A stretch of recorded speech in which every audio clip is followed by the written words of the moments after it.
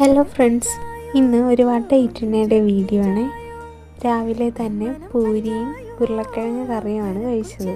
അത് കുറച്ച് കഴിഞ്ഞപ്പോഴത്തേക്കും മുന്തിരി ജ്യൂസ് കുടിച്ചിട്ടുണ്ടായിരുന്നു. മുന്തിരി വേവിച്ചിട്ട് ജ്യൂസ് അടിച്ചെടുത്തതാണ്. ഇത് നല്ല ടേസ്റ്റ് ഉണ്ടായിരുന്നു.